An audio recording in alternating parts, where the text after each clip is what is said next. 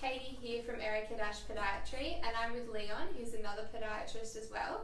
And we're doing a video series called Starting the Netball Season a Step Ahead. It'll be a 3-part video series, and today we'll be focusing on preparing for training sessions and preventing injuries. But next week we'll be talking about footwear, so stay tuned for next Friday. But for today we just wanted to talk about different ways and different things you can do to help prevent injuries when you're on the court. And Leon's great to be involved in this because he's actually a netball player himself, so he can talk from experience. First thing we're going to do before the game is to warm up. It's very important to make all the muscles nice and supple and warm to help prevent any strains during the game. If we do have any injuries, obviously anyone who's played netball before has probably rolled an ankle. We can tape for that, which we can go through later in another video. And then there's also braces, which Katie's got a few right here. So there are different strength of braces you can use. Braces are really good for preventing ankle injuries, especially if you're an elite player or if you have a history of having multiple ankle injuries before. The strength of the brace is important because you can get ones that are a little bit weaker and a little bit more flexible, which are good as just a preventative if you haven't had sprains before and are wanting to prevent them, but they can go up to something a lot stronger.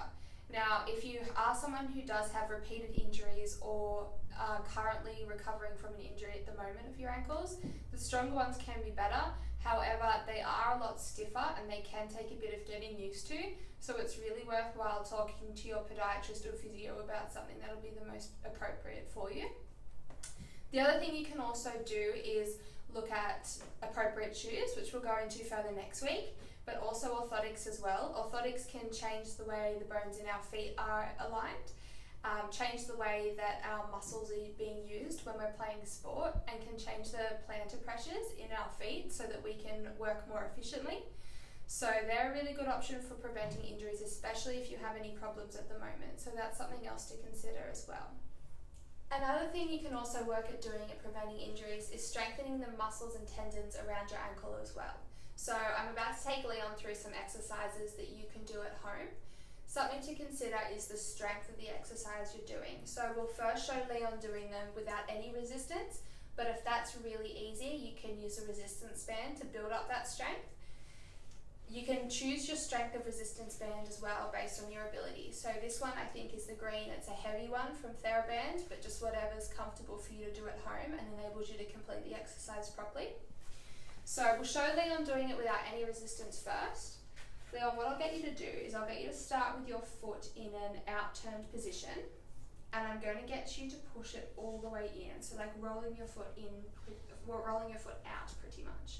So start out this way, and then bring all the way in. Is that really easy? Yep. Yeah.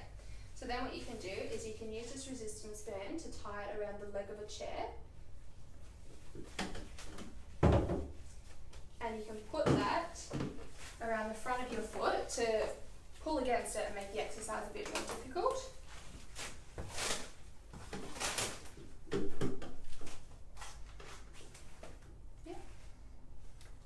So here Leon's pulling it out.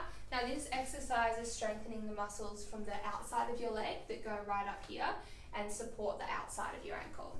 And then we can do this the other way around as well, just to support the inside muscles of our ankles. Yeah. So just changing the direction of the resistance band, applying that resistance here and then pulling inwards. And that's just strengthening the other side.